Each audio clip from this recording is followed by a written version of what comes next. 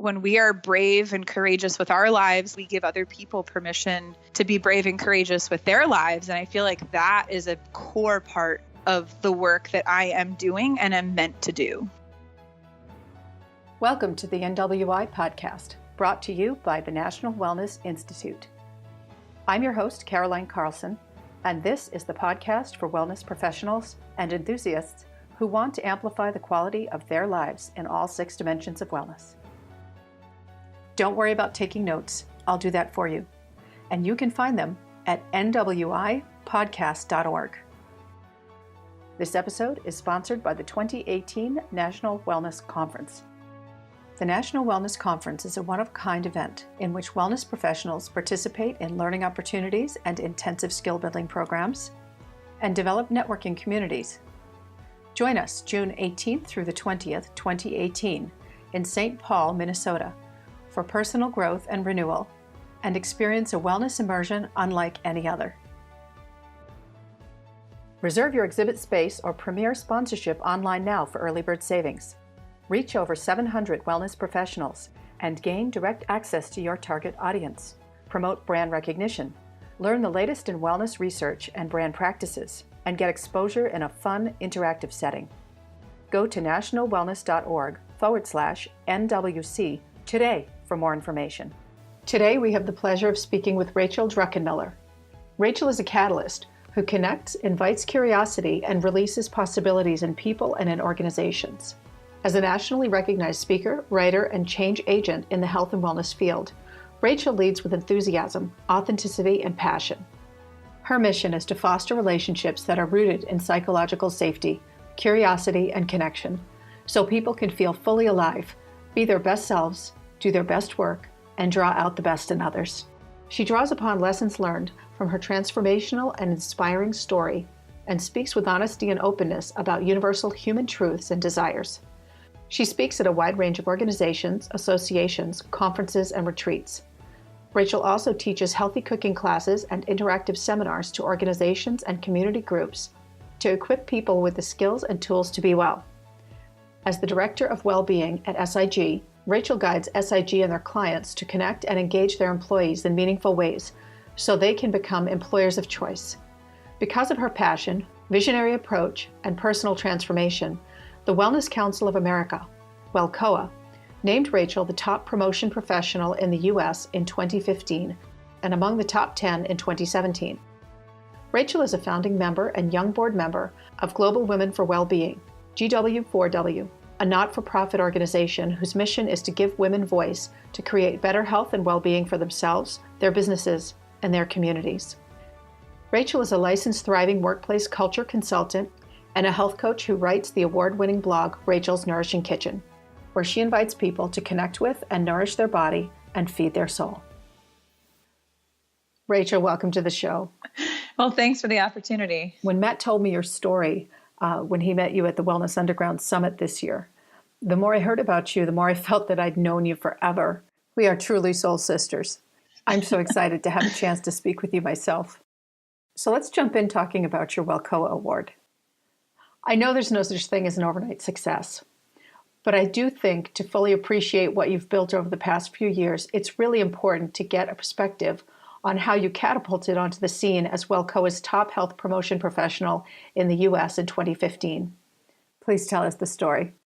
You know, I would agree that the WellCOA Award definitely propelled me in a new direction. And I applied the last week you could apply.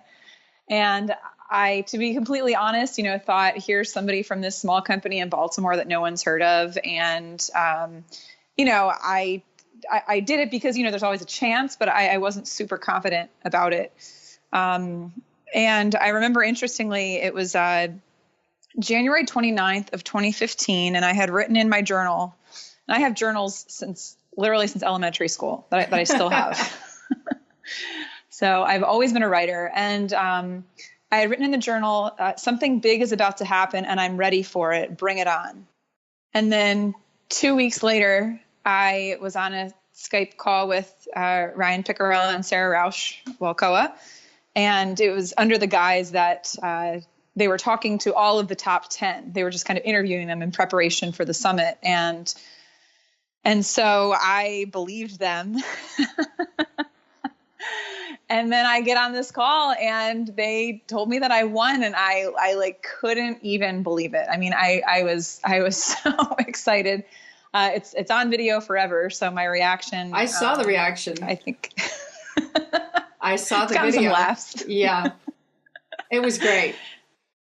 Yeah. So, that was just really cool. And frankly, it did put me on the map. It gave me an opportunity to get exposure. I got to, go out and speak at the conference, kind of do like an acceptance speech. And I was just so excited to do it. And then that fall, they asked me to be one of the keynotes at the conference the following year. And it was just the coolest thing, and I kind of feel like sometimes when we have successes like that, it's easy to also get caught up in this idea of, why me? Like there were so many other qualified, competent people. And my husband challenged me. He said, why are you trying to find loopholes in your own success? Like, yeah. And, but it was something that was really, really powerful. And then interestingly, when I was leaving that conference, I had written in the very last page of another journal, at the very, very top of the page, it was April 2015. I wrote, I will speak at Walcoa next year. Wow. And then in August, I had done nothing different than what I was already doing. I didn't reach out to Walcoa. I didn't ask if I could speak. And then 3 months later, I get a phone call from Sarah Rausch, and, she asked if I would, speak at the conference. And, so it's just really cool. So I feel like I've always kind of had this introspective, intuitive part of myself. And what I've realized in the past year in particular is how much of that is really connected to what I believe is like my divine purpose on this earth. And that is to spread hope and light and life wherever I go. And I believe that when people have a mission that's intended to bring good into the world, that things will align for them. And, that the timing may not be what we think the timing should be, but the timing that ultimately happens is exactly as it was meant to be. I agree. I know exactly what you mean. And I've experienced that myself, where even something that can be a disappointment at the time, and people say, of course, oh, well, there's a reason. And you think, yeah, I don't really want to hear that right now. And then, 3 months later, what have you, something else that's even better comes along, and it fits what you had in mind for yourself, but better than what you had thought you could plan. As if the universe comes in and says, yes, let me do it. Let me help you. Yeah. Yeah. We have a lot of parallels when you discuss your health challenges and your journey, and also continually pushing yourself to learn and to thrive through continual education and effort, and at times wearing yourself completely to a frazzle. I have a lot of experience in that too. Mm-hmm. So your story about Epstein-Barr really struck me, because I ended up discovering what that was as well early in my career. Mm. And you've overcome such a heavy health challenge with that. What grabbed me was your realization that you were making yourself sick through a lifetime of striving, proving, achieving, and performing. Can you talk about that? Yeah, I think the Epstein-Barr virus, which is, it's an acute form of mono. So it just completely runs you down. And, I really believe that was kind of like the culmination of a lifetime of pushing myself. And I had kind of somewhat compromised immunity since the time I was little. I wasn't breastfed. I had chronic ear, nose, and throat infections from the time I was, around kindergarten age, and had about a half a dozen surgeries on my ear, nose, and throat before I was 16. Wow. And then I had acid reflux for a decade and took medicine for it every day. And I just kind of had this lifetime. There's always something sort of wrong, but it was normal for me. And so sometimes we get used to what is normal, and for us, and we assume that it's normal. And I kind of have come to realize that it's not. And so what happened recently, it was actually last September, I had a dream I was drowning, which is a pretty loud sign that something's not right. Wow. Pay attention to dreams of drowning. And and then about a month later, I was noticing I had trouble kind of like finding words. So I'd be in conversation with someone and I just couldn't think of really simple words. And as someone who writes and speaks, I was like, this is kind of a problem and very concerning. And so I went to my integrative medicine doctor and was telling him about this and told him I thought I had early onset dementia and at 32. And he started to ask me a series of questions. And the final question he kind of asked me after his, diagnosis process was, is this being brought on by work, or are you doing this to yourself? And yeah. And I was like, doing this to myself. The moment of truth. Yeah. The moment of truth. And actually that happened in two different parts. So the first diagnosis part happened in November, and, he kind of asked me, he said I was probably doing too much. And then about a month later, I got these terrible symptoms of swollen lymph nodes and exhaustion and a sore throat and kind of malaise, really low mood. And then finally in February, it was Valentine's Day, I went to the doctor's office, and that's when he asked me that question. And I honestly said, yes, I do this to myself and I know it and I don't know how to not do it. And then he tested me for Epstein-Barr, and then it came back positive. And then the wild thing is 2 weeks later, and again, like I believe that this was, like you mentioned, when something difficult happens, it's easy to look at it and be frustrated by it. But because of what I've been going through in my life, I've started to look at difficulty as opportunity, as something that I'm supposed to do something with. And so I got the diagnosis, and then 2 weeks later, my nutritionist sent out an email to her entire blast list that said she picked the final topic for her PhD project in functional nutrition, and it was Epstein-Barr virus. Wow. So she started, I got on a path of some healing with her, and it required me to rest and do all this different stuff to kind of reset my body and restore my immune system. But I kind of had a lot of time to reflect and to be still in that process, and got a lot more connected to my faith, and kind of realized that the purpose of my life was not to prove myself to people, and that I had to find something else that was going to drive me. Yes. And you've written that the idea of just being me and not doing anything to earn acceptance was foreign to me, to quote what you've said. What do you think was really at the root of that? I think, interestingly, if anyone's curious about their own kind of healing and understanding these woundings, like all of us are wounded in childhood in some way, because, our caretakers couldn't provide everything we needed. And not that they did it maliciously, but, we just didn't get all of our needs met, and we're wounded. There's Dr. Harville Hendricks and his wife, Helen LaKelly Hunt, do a lot of work in this space, and they've written a series of books like Keeping the Love You Find, Getting the Love You Want, Receiving Love. And they really kind of get down to this stuff at a nitty-gritty level that's really eye-opening. And, I look back and I think that when I was 5, my parents had trouble in their marriage, and we briefly moved out with my mom. My parents briefly separated for a few months. I thought it was a year. It was a few months. And at that time, I decided when I was 5 that I had to hold the world on my shoulders, and I had to be the one to hold everything together and everyone together. And I had to follow the rules, and I had to be the good girl and the golden child and get straight A's and not get in trouble. And at 5, like I unconsciously decided that at 5. Yeah. And I have continued to carry that burden that was never mine to carry my entire life. And, that is one part of it. But the other part of it is that I didn't ever really feel like I fit in well with my peer groups growing up.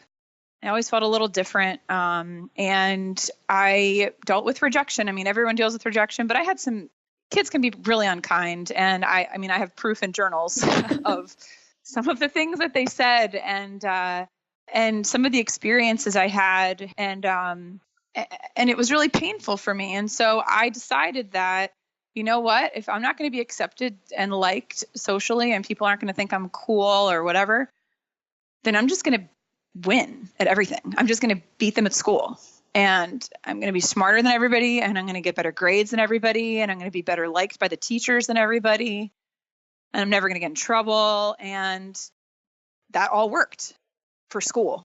You're going to be Superwoman. I'm going to be Superwoman. I'm like, the heck with you guys. You know what I mean? Like chip on her shoulder. Right. So I carried that with me, this idea, this tough exterior, right? This kind of an unwillingness to be vulnerable, to ever admit that I didn't know something or didn't understand something. I was terrified of failure, terrified of making mistakes, terrified of being viewed as incompetent or not intelligent or not knowing something. And it was crippling in ways that I definitely did not realize for the vast majority of my life. I understand. I'm laughing because I completely get you. And when you say it's exhausting to feel like you're constantly trying to prove yourself, Brene Brown calls it constantly hustling for our worthiness. Mm-hmm. How can feelings of worthiness be generated? This has sort of been the question of the year for me, right? Because I actually went through an exercise with a friend, colleague, mentor, Dr. Rosie Ward, who I found her work early on in my career back in, I think, 2009.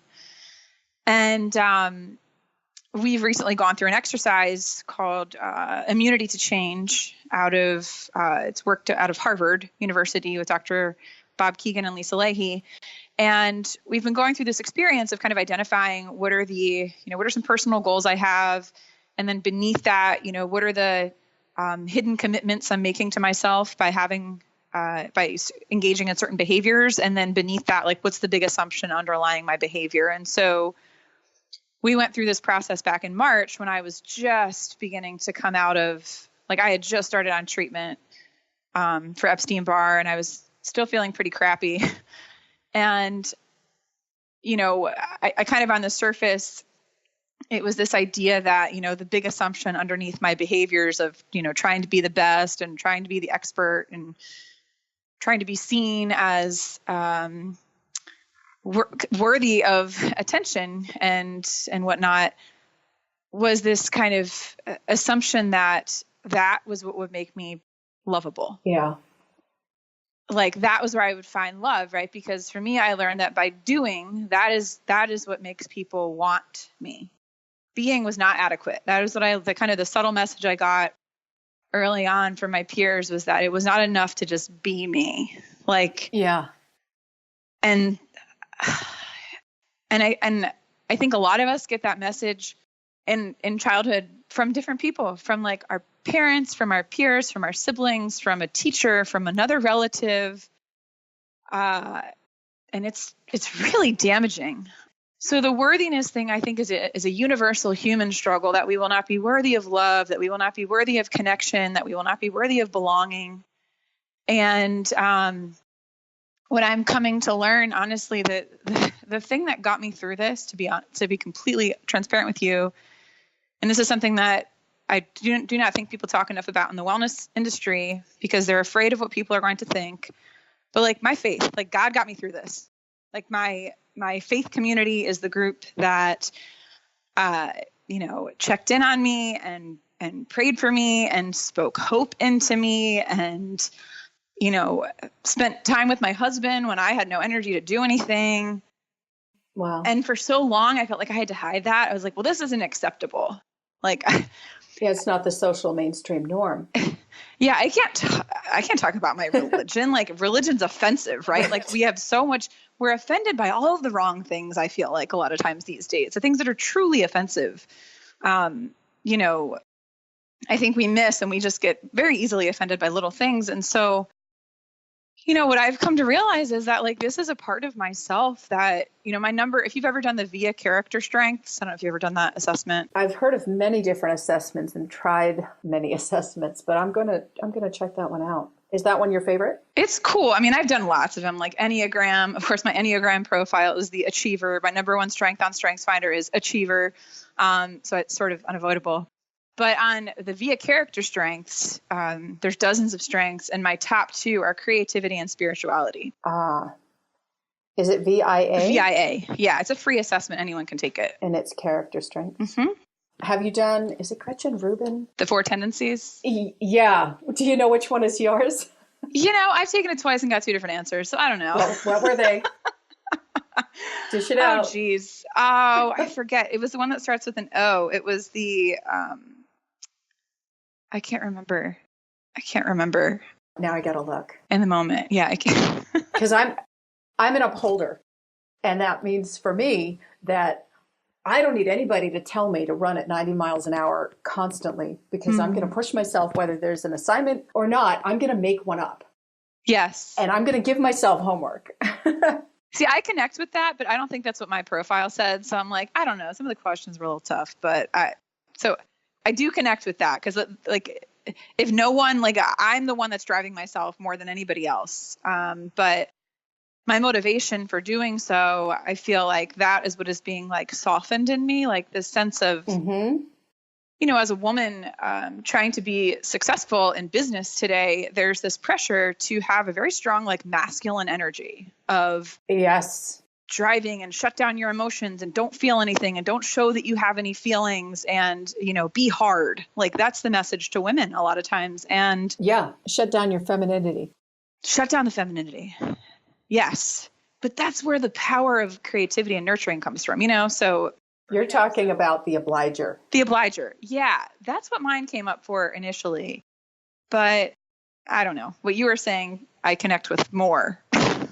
I have all kinds of expectations that I give to myself, and I can't give myself a break most of the time. So that's where mine comes from. I don't need someone pushing on me to make me comply. I'm just continually complying. Yeah.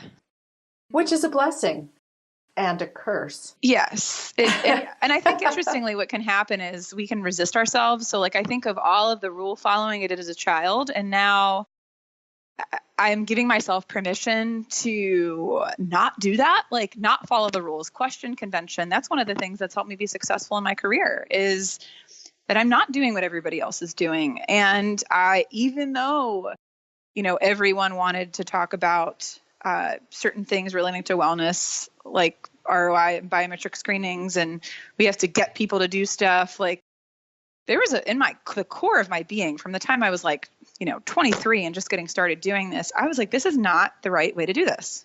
Yeah. It's not. So I'm like, okay, being more the rebel, like both my parents are entrepreneurs. So, like, I grew up in an environment. You are my sister. I was raised by wolves too, which is great when you're running your own business. But I think that borrowing from the other tendencies that they aren't native to your own tendencies can sometimes help balance that out. To say, well, what if I was going to act like a rebel? What would I say or think? Within the bounds of the law. Yes. Well, what's ironic about all of this is you say that connection is more important than all of our success, and reminding yourself not to continually just exhaust yourself. But the ironic part is that the desire to excel so that we're not forgotten by other people, and that we're appreciated enough and continually earning our keep, so to speak, can cause us to eliminate the time with the true connections, the family and the friends that aren't superficial, so that we can push through to this arbitrary goal that we think is going to be putting us back into worthiness. Yes. Yeah. So the connection piece, this has really been what has been kind of core to my journey this year, is reinvesting in the power of connection. I interestingly, when I was preparing for the WELCOA conference, a year and a half ago or so, the focus of my talk, the summary was connect, savor, nourish. I was talking about nutrition and eating on purpose. And so this piece of connection has kind of been there for a couple of years. But what I'm realizing now, and through this past year, what I have realized is that, if you're super successful and you're like, crushing it and hustling and getting more social media followers, and you are doing so to the detriment of your relationships, you're going to be really lonely on the other end of all of that.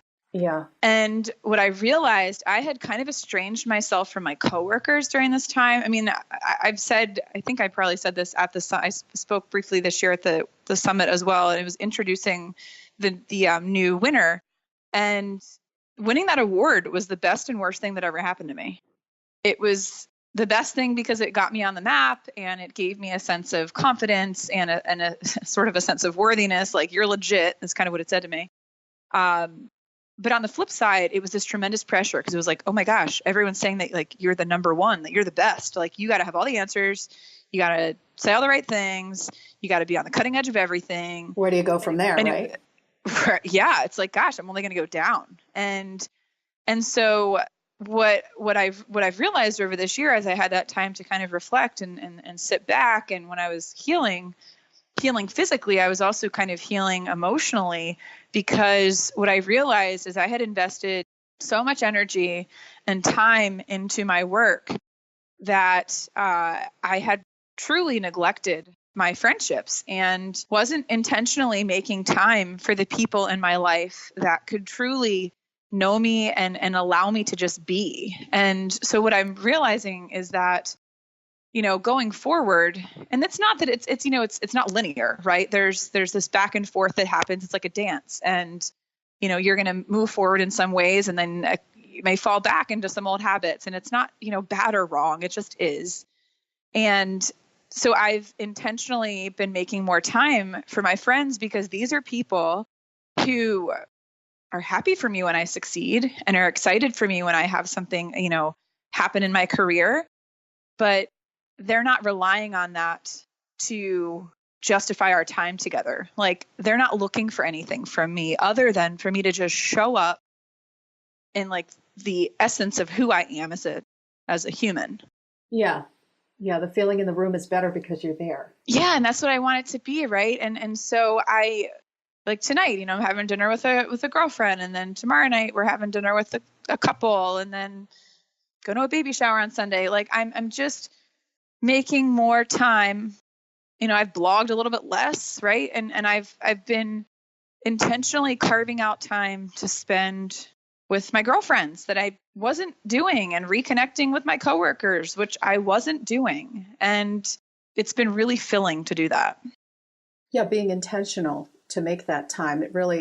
It's funny how we can subconsciously just go into autopilot, but to reconnect, you really have to be intentional about what you're going to do and what you're going to share of yourself with other people. Yeah. And that's where those vulnerabilities come out, right? That's where those moments of, people are always waiting, like, maybe when I listen to that podcast, read that amazing book, or, finally get found out, like, that's when everything's going to happen. And it's like, what I'm realizing more and more is that, like, these revelations, these insights, like, they happen when we spend time with people who allow us to just be who we are, because then we're in a relaxed state. We're in a psychologically safe state. And when we're psychologically safe, creativity and innovation and connection and collaboration are all normal byproducts of that. And so that's even where I'm shifting the focus of my work, where it's been on nutrition a lot. And I'll, still love talking about that and still love sharing what I've learned and what I've experienced. But the future direction of my work, and I've already been writing some LinkedIn Pulse posts about this, is really around creating safety in relationship in order to build connection. Like, that's what I want to be doing in organizations and in relationships. Yeah, there's such a big trust component there. Yeah, there is. And what's interesting is I found that the more vulnerable I am, the more people trust me. Oh, that's good.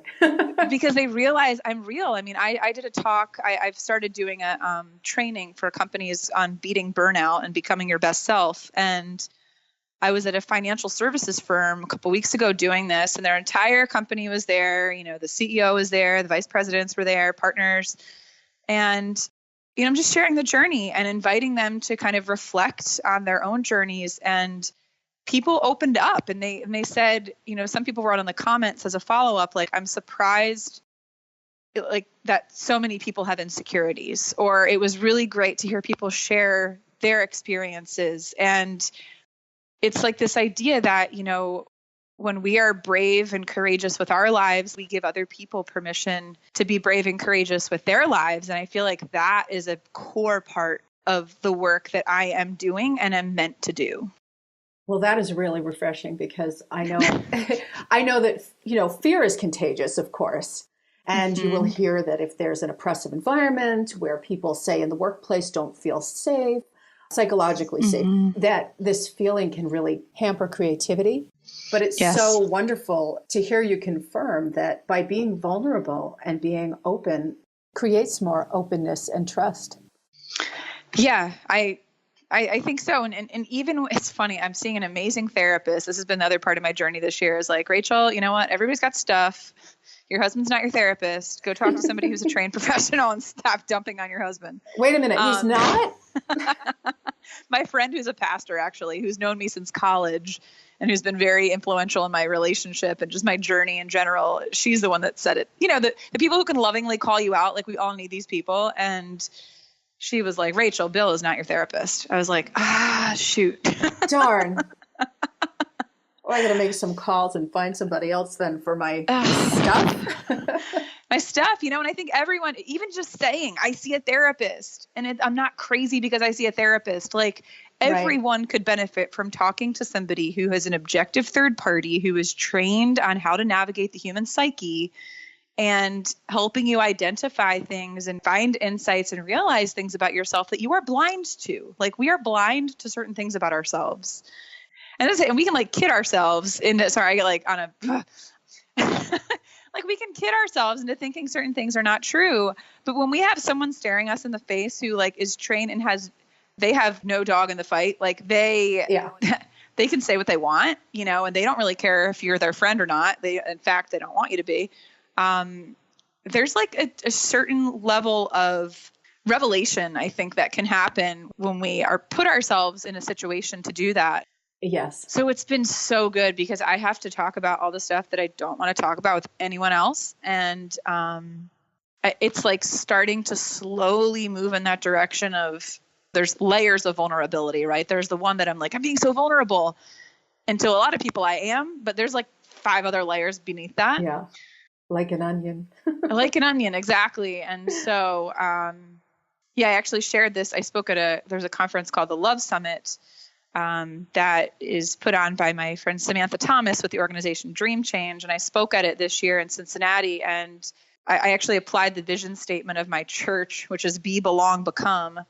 I applied that to like the workplace. And it's like, what if we allowed people to be themselves, belong to something greater and become who they're meant to be? And I likened the becoming process of peeling back the layers of an onion. And so it's funny that you said that. So that's going to be my new like keynote is like that focus of be, belong, become, and inviting that at work. So it's exciting, right? Like all this had to happen, right? I wish people would take a step back from their lives and even the most painful things, right? I look back, all the rejection, I look back at all the health issues, all the surgeries, all the medications, all of the feeling sad and alone. And I look back at all of that and I think, gosh, all of that had to happen. Yeah, it happened exactly as it had to. Like it had to happen or I wouldn't have this perspective or I wouldn't have this empathy or I wouldn't have this insight. Like it all has to happen. And so, you know, I think if people can start to shift in their lives and look at everything as working together for good and bringing people in, we are meant to live in community or we are meant to live in connection, and bringing other people that we trust into that journey with us, I think is one of the most powerful things we can do. I agree with you. And I think, as you said about like the element of trust, part of the necessary requirement of being able to say no in order to open up your time and your life and your choices really, I think, can be rooted in trusting yourself that it's okay to let go of certain things, giving up, say, the good things in order to open the way for the best things. Do you have suggestions about that and saying no to people? And I mean, it's really a necessary skill that's very hard. It is hard. You know, I read a book over the summer. I read all the time. I'm like, oh my gosh, I'm addicted to books. Like people are like, most women are addicted to shoes. Like, oh my gosh, Amazon is delivering a box every other day to my house. But, amen, sister. My husband's always like, well, can we get rid of some of these books? And I go, the books are not negotiable. Pick something else. Take my shoes. Right. I know my husband's like, you got another box? I'm like, oh yes. And then I still have 30 books I haven't read yet, but that's fine. I'm collecting them for, a time. for when that happens. But there's a book I read by Lisa TerKeurst called The Best Yes. I've heard of it. And it kind of talks about that idea, right? Of like, if we're saying yes to everything, and because of, it's usually out of a fear of disappointing people or a fear of missing out on something. Yes. And that's been my thing, right? Like, oh, if I say no to this, then I'm missing out on something. And it's like, well, if you say yes to everything, Rachel, and this is still a struggle for me. If you say yes to everything, Rachel, you're going to have no room left in your hands when like something bigger comes along, because you're going to be holding all these other things, and you're going to have to put something down if you're going to pick up what is meant for you next. And so, I think part of it is having accountability with somebody. The other day I said yes to something else, of course. And I said to my husband, I was like, so before I make a decision, can I just like reach out to you, and can we just like touch base, and then we can talk through it before I get, I have like shiny penny syndrome where I'm like, oh, that all sounds so exciting. And yes, I understand. Then I say, yes. But I think part of it, one of the things that I've started to say no to is, in this Epstein-Barr process of recognizing that rest is a crucial part of healing from something like mono. Yes. Like, I have stopped saying yes to the call to write another blog post at 10 o'clock at night. Like, that does not happen anymore. It just doesn't happen. I'm like, nope, you're going to bed. If you can write some notes and a notepad next to your bed about like the title you're thinking of or whatever the heck insight is passing through your mind, but you are going to bed. So I've had to learn to say no to myself. That's a good point. Like no to pushing. So like with exercise, I used to, not saying no to exercise, but I used to like be more, I guess, hardcore about my fitness regimen, I guess. And with this year happening, I literally couldn't exercise for like 2 months. It was just enough for me to have the energy to like go through a day. I understand. And so I'm like, my body might not be as toned as it was like 3 years ago, but I don't think I'm any less happy as a human. And when I engage in movement, I say, and I talk about this at companies too, is I only commit to judgment-free, joyful movement. Oh, I like that. So it's like Nia, which is a form of like modern dance mixed with martial arts, or yoga or hiking or walking, or like anti-gravity, where it's like aerial yoga type classes. How do you spell that? Neo? Nia, N-I-A. Okay, I'm going to check that out. Yeah, it's weird. If you watch videos online, you realize people are whacked out. But my dear friend Lola is from Brazil, and she's an instructor, and she is phenomenal. And you just find freedom of movement, and you feel like you're a 5-year-old girl spinning around with no care in the world. And it is just, it's magnificent. And it sounds like it. It's so great, and for me to find these forms of movement that are restorative. So I've shifted my movement focus to being restorative. So I've had to say like no to myself, that like, I realize that you're looking back at pictures from 3 years ago, and maybe one day your arms will look like that again. Or maybe one day, your legs will look like that again. But for like right now, there's other stuff you're focusing on, and you're still moving your body. Like, you're not just sitting on the couch all day, but so I think part of it is for us saying no to some idea of what physical perfection looks like, or, healthy, like redefining what healthy looks like. Healthy is not just about what I eat and whether or not I look good. Yeah. It's about, Harvard has really focused on this research about, the adult development study of looking at, the key to health at age 80 is quality of relationships at age 50. Ooh. And so this is the work that I've been focusing on, and the work that I've been doing, and the work that I'm going to continue to do is to share these messages with people that like physical health is very important. And I have spent a lot of time focusing on that in my own life, but this is like next level. And unfortunately, the wellness industry as a whole has spent so much energy talking about nutrition and exercise, which are still important, but we're missing this humanity, and we're missing this relational component, and we're missing that people are not feeling seen and known and heard and valued, and like they matter, and like who they are is enough. And we've got to tackle that stuff as a core part of our work. And if we're not, all of these surface solutions are going to be short-lived. Yeah. I think it's really important work, and I think that you're really onto something there as far as your shift in focus and really getting to the heart of what matters in the long term. Well, gosh, we haven't even gotten to the nutrition part, but that's okay.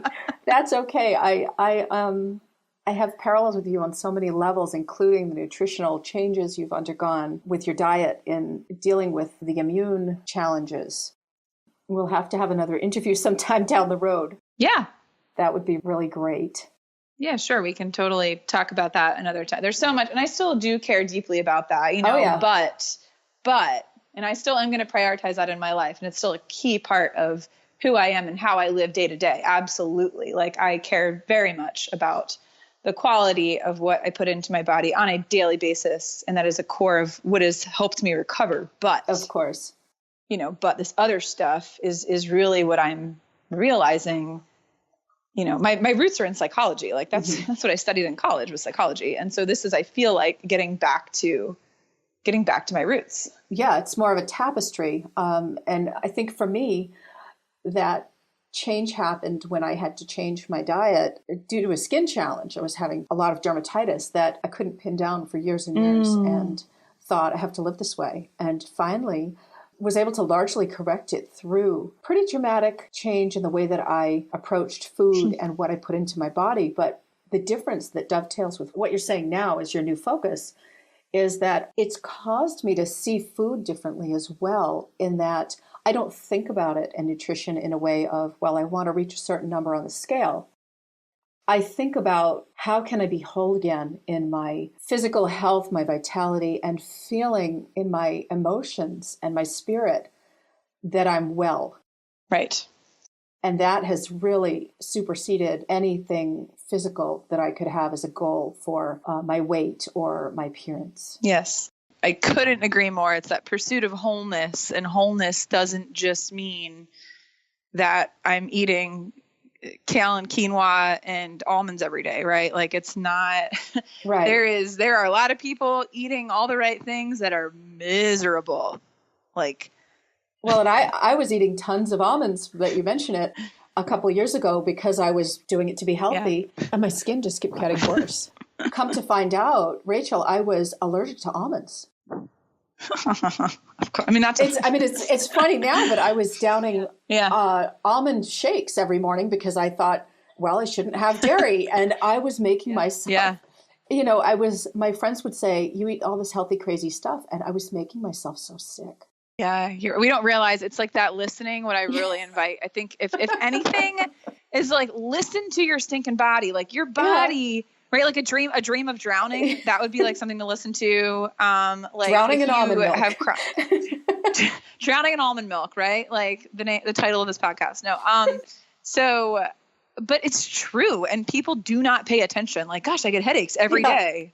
No connection to what I eat, or I have joint pain, or I have acne, or I have eczema, or I have constipation every day, or whatever. And people make zero connection between what they eat and how they feel. And so I like gently, and I still do trainings, and I'm certified in culinary nutrition. So I teach cooking demonstrations to people, and, it just opens up a conversation to say, like, be curious, about your body. Like, notice when you don't feel right, and don't assume that it's normal just because you've always dealt with it. And I think that is the first step in that process of inviting people to be able to say, you know what, like something's not right. And even though everybody else gets headaches and everybody else has heartburn and everybody else has whatever, like that doesn't mean that it's normal just because it's common. That's another good point. Very true. Well, you have been wonderful. Thank you so much for your time this morning. Sure. Can you tell us how our listeners can find out more about you, your blog, and your services? Yeah. So I would say if they want to kind of I write a blog called Rachel's Nourishing Kitchen. I'm on Facebook as Rachel's Nourishing Kitchen, on Instagram as that. I have some things brewing for, we'll see, some new stuff that is going to be coming out in the next 6 months. But Also on LinkedIn, I would love to connect on LinkedIn. It's just Rachel Druckenmiller, Druck, as much as I get Drunk a lot. It's actually not Druckenmiller, Druckenmiller. And I write a lot of LinkedIn Pulse posts. So I'd say the best way to connect with me would probably be to like connect on LinkedIn and send me a message through there.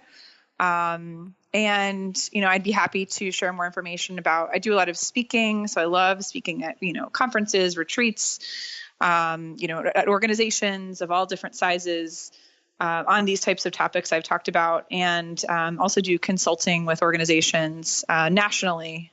We're part of our firm SIG. I'm the director of well-being there, and our firm is part of a national organization called the ALERA Group, ALERA. And so I work with, companies on a national level. We're benefits consultants. So if anyone is kind of looking for that kind of work with someone who's innovative and really cares about people and is committed to helping companies become, employers of choice, that's really the focus of the work that we do on the corporate side. So feel free to connect corporate, feel free to connect personally, but I would love to hear from anyone that, this resonated with. And I just love meeting new people. Wow. Well, thank you. And I will put all of that information in the show notes so that readers can find you and learn more about you. And Great. Hearing your stories and insights through the journey of your health and your pursuits into the wellness industry have really been affirming for me and very motivating. Oh, good. Yes, mission accomplished. Yeah. I mean, there's just so much there that I resonate with. And thank you very much for your time and the interview today. And I really do hope we get to meet in the near future, hopefully at one of the conferences coming up. Yeah, no, I appreciate it. And thanks so much for having me and for being so thoughtful. And I always appreciate the opportunity to share anything. Thank you. And stay in touch with us at the National Wellness Institute. We'd really love to stay in touch. Okay, wonderful. I will. Thank you so much. Registration for the 2018 National Wellness Conference opens Monday, December 4th. Early bird rates expire February 16th, 2018. So register today at nationalwellness.org/NWC.